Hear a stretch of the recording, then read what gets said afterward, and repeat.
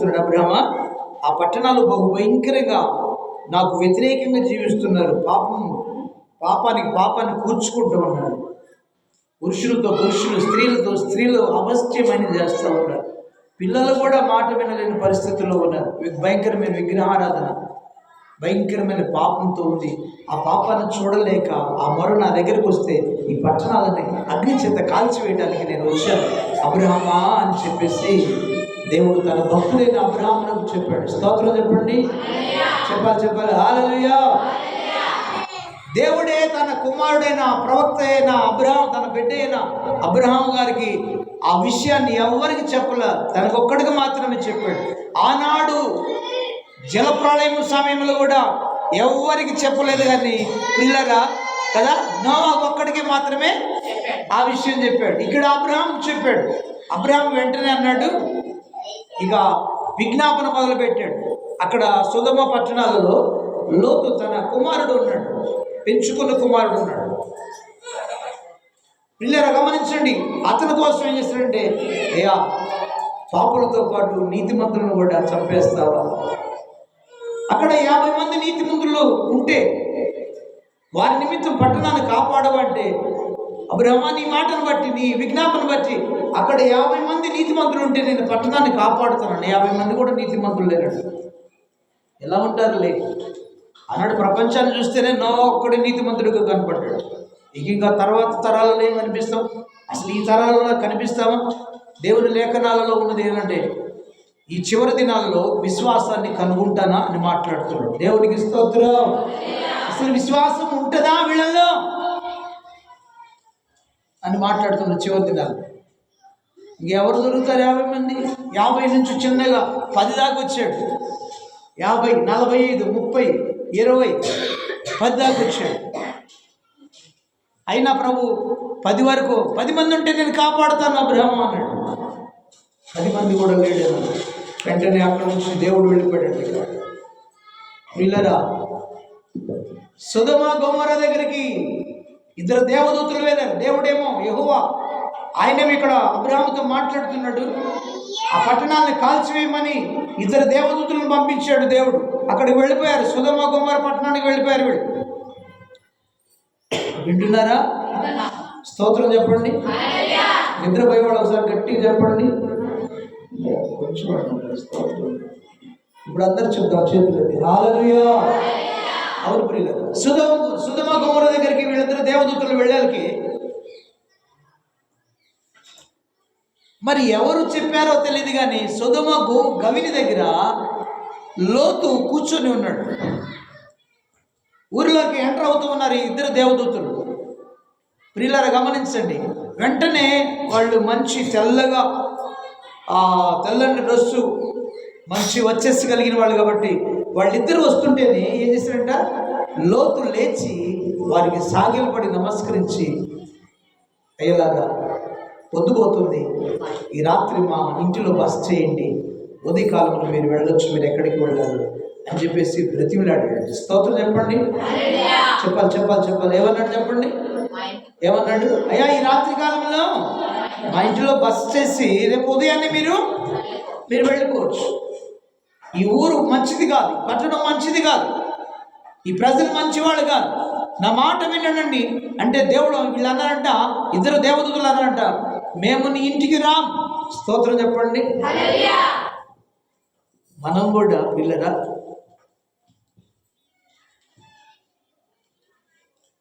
దేవునిని బ్రతిమలాడి ఇంటికి తీసుకొచ్చుకోవాలి.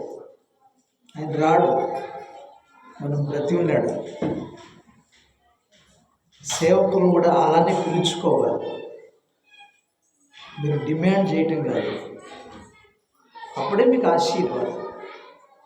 నేను వస్తే మీకు ఆశీర్వాదాలు ఉండవు, నాతో ఆయన వస్తేనే ఆశీర్వాదం.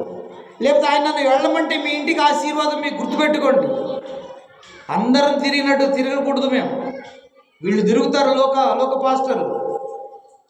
జాగ్రత్త, నా విషయంలో కొంచెం మీరు అలర్ట్గా ఉండండి. మీరు డిమాండ్తో నా మీద డిమాండ్ చేయమాకండి. అవసరమైతే మీరు బ్రతిమలాడుకొని తీసుకెళ్ళి ప్రార్థన చేయించుకోవాలి. మా తాతయ్య మేము బ్రతిమలాడి ఇంటికి తీసుకెళ్ళేవాడు.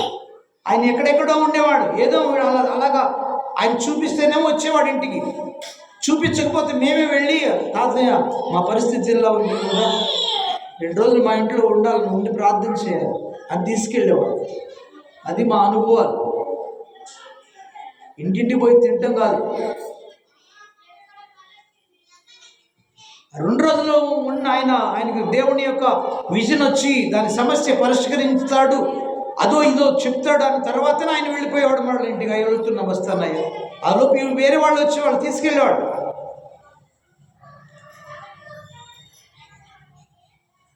ఒక్కొక్కసారి నేను బ్రతిమలాడుకోవాలి.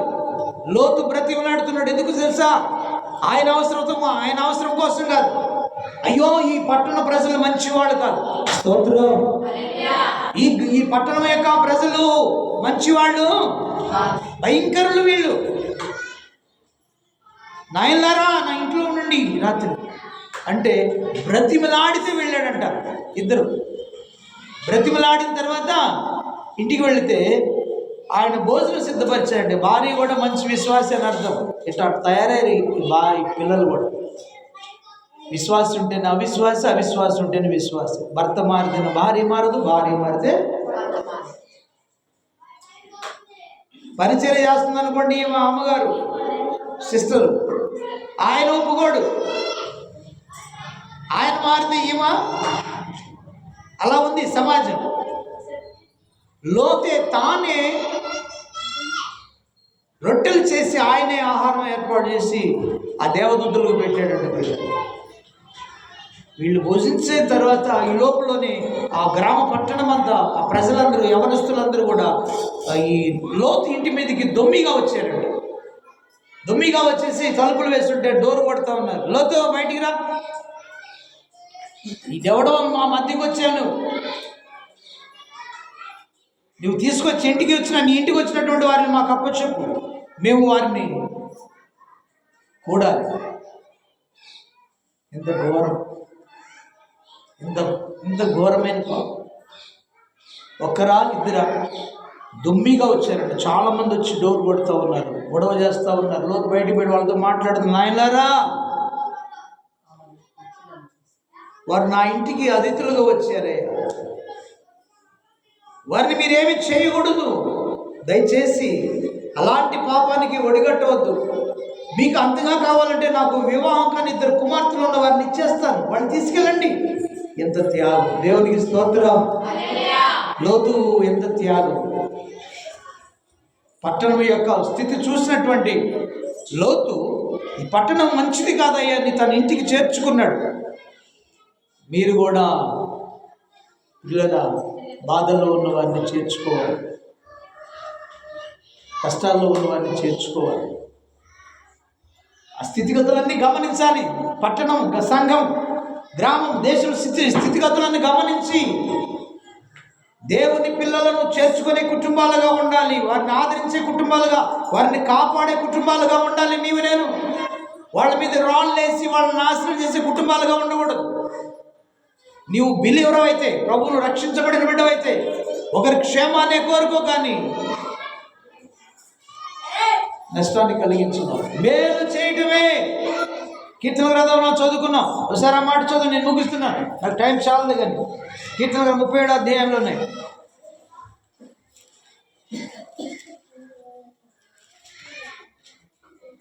చదవలేరా?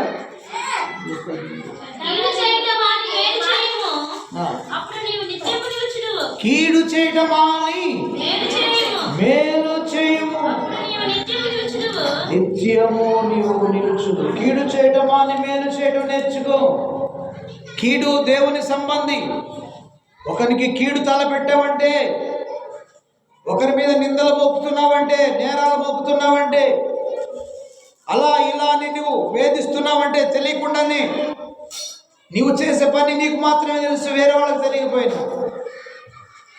కాబట్టి బిడ్డ, కీడైనా పొరుగు వారికి వాళ్ళ మీద నిందలు వేయటమైనా అవన్నీ సాతాను ప్రక్రియ అని గుర్తుపెట్టుకున్నాడు. మానవేసి మేలు చేయటం నేర్చుకుందాం. దేవుని స్తోత్రం చెప్పండి, చెప్పండి. ఆమేన్, హల్లెలూయా.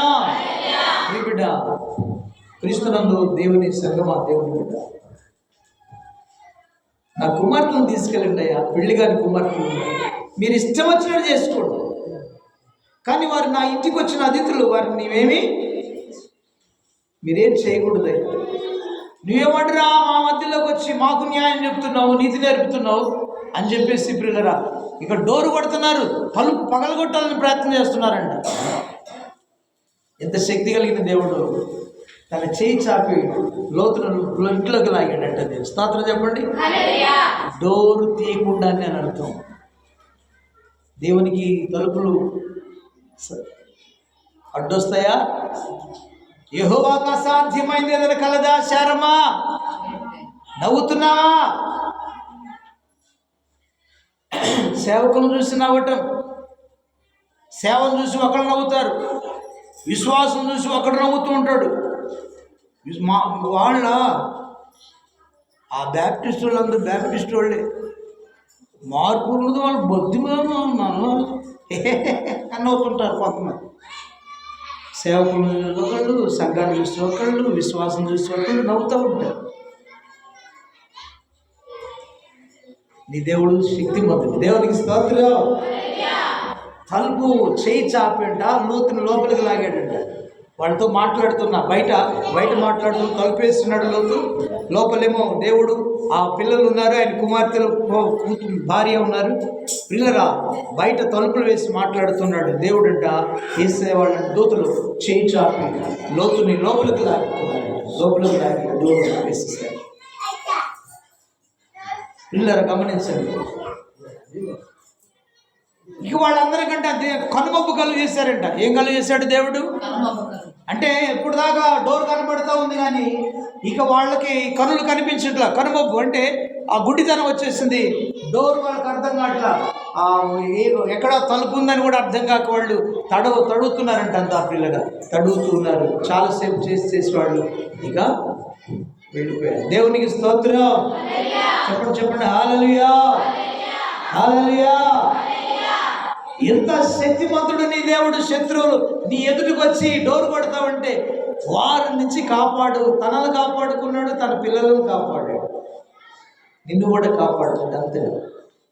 నీ ఎదుట నిలబడిన శత్రువు మరణమైనా, సాతానైనా, వ్యాధులైనా, చేతబడులైనా, ఇంకే దుష్టుడైనా ఆయన నీకు తోడుగా ఉంటే నిన్ను ఏమోడేం చేయాలి. అందుకే ఆ పాట నేను బండి మీద వస్తుంటే నాకు ఆ పాట వినపడింది.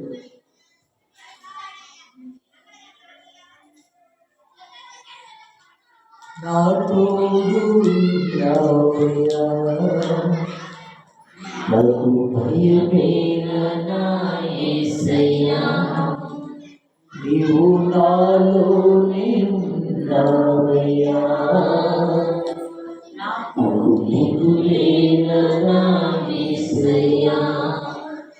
నాకు భయమేలా, నాకు దిగులేలా, నాకు చింతేలా, నాకు భీతేలా, నీవు నాతో ఉన్నావయ్యా, నాకు భయమేలా యేసయ్యా, నీవు నాలోనే ఉన్నావయ్యా, దిగులేలా యేసయ్యా. ఆమెన్.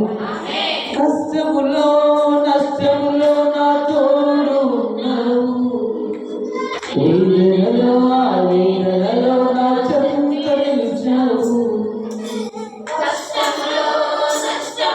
నా తోడు ఉన్నావు, వేదనలో వేదనలో నిలిచావు. దేవునికి స్తోత్రం చెప్పండి హల్లెలూయా.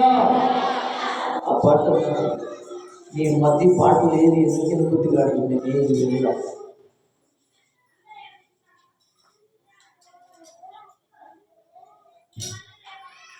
ఉన్న పాటలు ఇస్తున్న వెనుబుద్ధి కాదు.